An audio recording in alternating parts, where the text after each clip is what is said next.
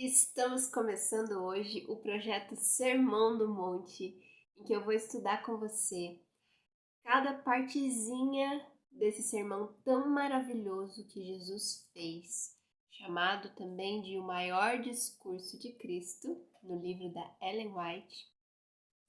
E é um sermão assim que, gente, eu sou apaixonada por ele.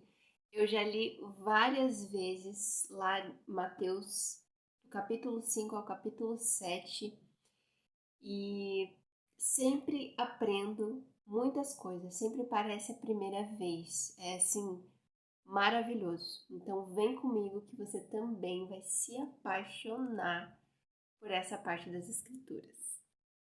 Começando aqui em Mateus capítulo 5, verso 1.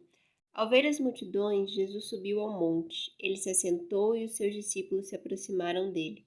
Então ele passou a ensinar.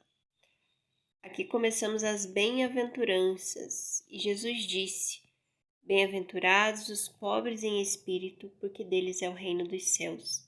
Bem-aventurados os que choram, porque serão consolados.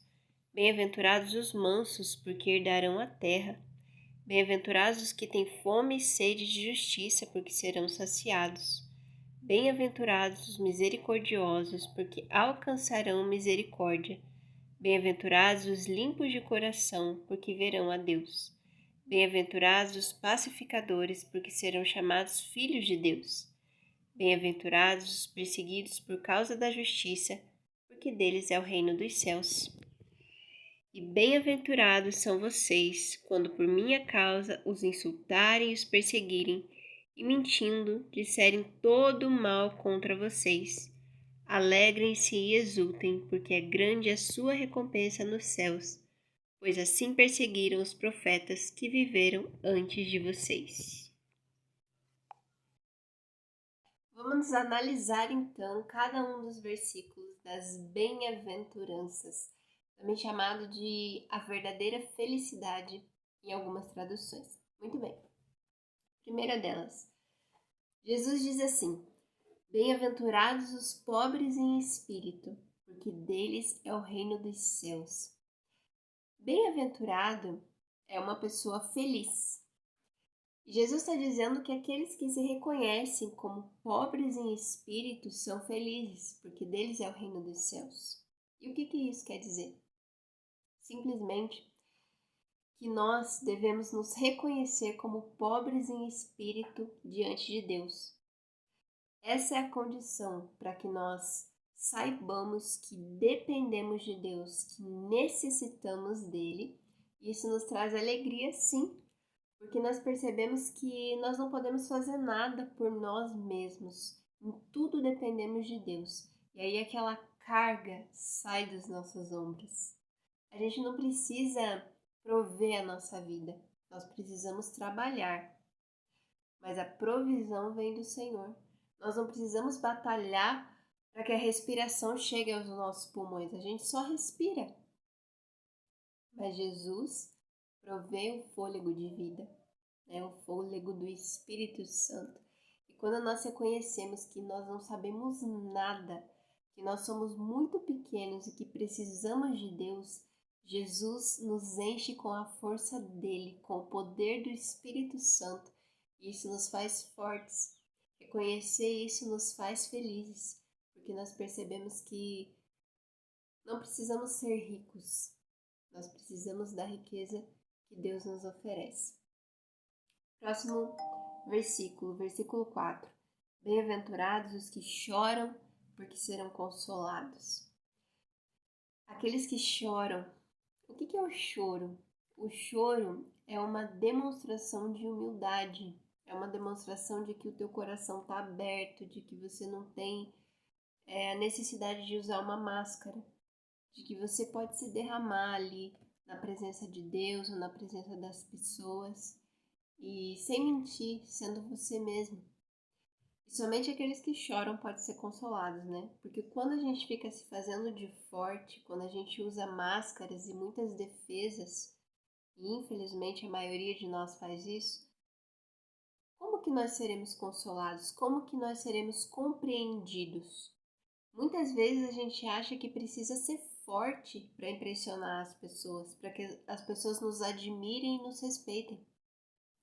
Mas você já percebeu que as pessoas que são mais vulneráveis, que não têm vergonha de expor as suas limitações, as suas fraquezas, aqueles que riem dos seus erros, aqueles que quando se emocionam choram mesmo, são as pessoas que mais cativam os outros, são as pessoas mais carismáticas, são as que a gente mais gosta de estar perto. Porque perto dessas pessoas nós podemos ser nós mesmos, porque elas são simples, elas não estão tentando parecer alguém. Então, são muito felizes as pessoas que podem chorar livremente e ser realmente quem elas são. Versículo 5. Bem-aventurados os mansos, porque herdarão a terra. A mansidão aqui tem muito a ver com o contrário do orgulho. Nós sabemos que Satanás, ele caiu do céu, né? Lúcifer caiu do céu, se tornando Satanás, pelo orgulho. Ou seja, ele não queria se submeter ao poder e à autoridade de Deus. Ele queria ser maior do que Deus ou se equiparar a Deus, né? Ele tinha um espírito de revolução, de rebeldia. Isso é totalmente contrário à mansidão. Ser manso não significa ser tolo, aceitar qualquer coisa, maus tratos de pessoas e ficar calado. Não significa isso. Tem hora para tudo. Mas ser manso significa aceitar a autoridade. Significa não ter que estar sempre com a razão. Significa não ter que gritar para se fazer entender. Significa se colocar no lugar do outro e aceitar ter uma outra visão sobre as situações, ter uma outra opinião, se isso for o correto, né?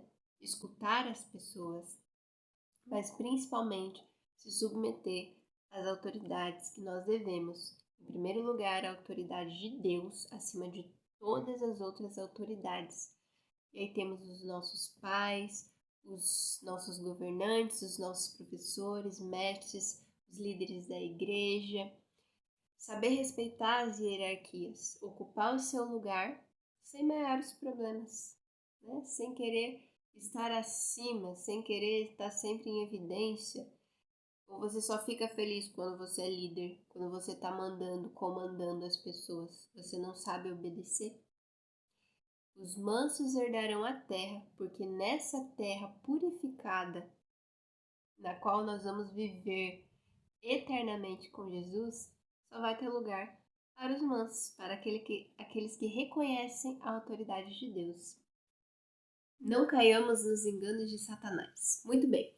Verso 6. Bem-aventurados os que têm fome e sede de justiça, porque serão saciados. Gente, como é bom quando a gente se sente saciado, né? Quando você tem fome e sede, e você pode comer, e você pode beber. Então, se sentir saciado, tranquilo, bem-humorado. É muito bom, não é? Todo aquele que tem fome e sede da justiça de Deus será saciado. Ou seja, muitas vezes nós olhamos para esse mundo e pensamos, nossa, mas se Deus é justo, por que pessoas boas sofrem? Por que injustiças acontecem? Por que tantas pessoas têm tanto e tantas outras pessoas vivem na miséria? Parece uma injustiça, não parece? Muito bem. Se nós conhecêssemos o cenário inteiro do mundo, da vida, do universo como Deus conhece, nós escolheríamos exatamente o que Ele escolhe para nós e para todo mundo. Porque Deus é totalmente justo. Muitas coisas nós não teremos a resposta nessa vida, mas nós teremos quando estivermos na glória com o Senhor eternamente. Cabe-nos e confiar em Deus, que Ele sempre faz o que é bom, e que se tivesse uma outra alternativa que fosse tão boa quanto, Ele faria. Por ora, só o que eu posso dizer é confie no Senhor. Se você tem sede de justiça, se você tem sede de que esse mundo seja um mundo igualitário, em que as pessoas tenham as mesmas chances, as mesmas oportunidades, o mesmo tratamento, não desista, porque um dia você será saciado, certo? Mas Não tente agir com a sua justiça, porque a nossa justiça humana é falha. Confie na justiça de Deus, que nunca falha. Às vezes parece que demora, mas nunca falha. Verso 7. Bem-aventurados os misericordiosos, porque alcançarão misericórdia. Gente, a misericórdia é colocar o miserável dentro do seu coração. Na Bíblia fala que as misericórdias do Senhor se renovam a cada manhã. Ou seja, imagina, todo dia quando você acorda, Deus te pega e te coloca dentro do coração dele, não importa o que você tenha feito, não importa quem você seja. É diferente de como nós agimos muitas vezes com as pessoas. Nós vemos os erros dos outros e empurramos a pessoa para longe de nós, né? Esse é o nosso natural, é o nosso humano, mas Deus não faz isso. Ele vê as nossas fraquezas e ele se compadece, ele nos acolhe, ele quer nos ajudar. Ele faz isso conosco e nós temos que fazer isso com as pessoas. Mas nós só podemos fazer isso com as pessoas quando nós sentimos a misericórdia de Deus, quando nós temos essa consciência. Não adianta eu tentar curar outra pessoa se eu não me sinto curada, entendeu? Porque a gente só dá aquilo que a gente tem. Então leia a Bíblia, procure na sua vida, na sua história, todas as vezes em que Deus teve misericórdia de você. E assim você vai poder ter misericórdia dos outros também, ok? Muito bem. Verso 8. Bem-aventurados os limpos de coração, porque verão a Deus. Essa parte é uma das que eu mais gosto, porque o que é ser limpo de coração? É ter um coração simples, íntegro. E o que é ser íntegro? É ser uma pessoa que fala aquilo que sente, e aquilo que sente é o que ela pensa. Ou seja, ela é uma pessoa só. Ela não pensa uma coisa, sente outra e fala algo totalmente diferente, como as pessoas falsas, fragmentadas, divididas são, como as pessoas duas caras. Não, elas não são divididas, elas são inteiras. Elas são a mesma pessoa aqui, ali, na tua frente, quando estão sozinhas em casa. São pessoas simples, que não precisam ficar dissimulando, inventando, parecendo, sabe? São pessoas simples, limpas de coração. Essas pessoas verão a Deus, certo? Eu quero ser uma dessas pessoas, eu espero que você também. Verso 9. Bem-aventurados os pacificadores, porque serão chamados filhos de Deus. Salomão nos fala lá em Provérbios que um dos piores tipos de pessoa, um tipo de pessoa que Deus não se agrada é a pessoa que causa discórdia entre os irmãos, entre os amigos, entre os conhecidos. Não seja esse tipo de pessoa, seja um pacificador, para que você seja chamado filho de Deus. Quando você vê que alguém está de cara virada com outra pessoa, tenta reaproximar essas pessoas. Fala bem dos outros sempre que você puder. Se não tiver bem para falar, não fala nada. Mas não seja um criador de intrigas, não seja um fofoqueiro, por favor. Porque nós todos somos irmãos, nós somos um time. E todo time que se volta contra si mesmo está fadado à ruína. Quando você faz mal para o outro, quando você fala mal do outro, você está falando mal de você. Você está se destruindo. Então não faça isso. Seja um pacificador, certo? E o 10 fala assim: bem-aventurados os perseguidos por causa da justiça, porque deles é o reino dos céus. Então a gente vê que a perseguição na Bíblia ela é muito importante para destacar aqueles que são do reino de Deus. Porque quem pertence ao reino de Deus vai contra a maré, vai contra a massa, vai contra todo o sistema. Por isso, em algum momento ou outro, vai acabar sendo perseguido.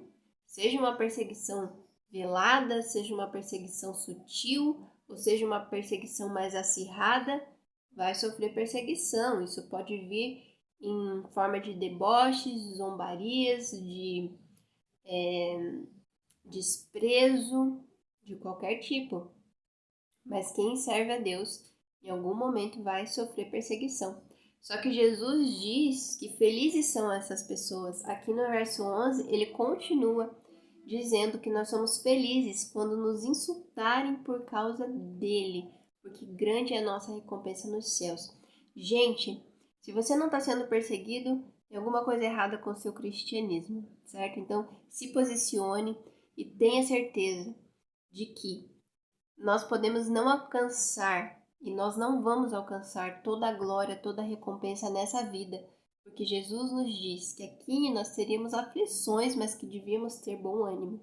E ele diz também que quando ele voltar para nos buscar, ele trará a nossa recompensa.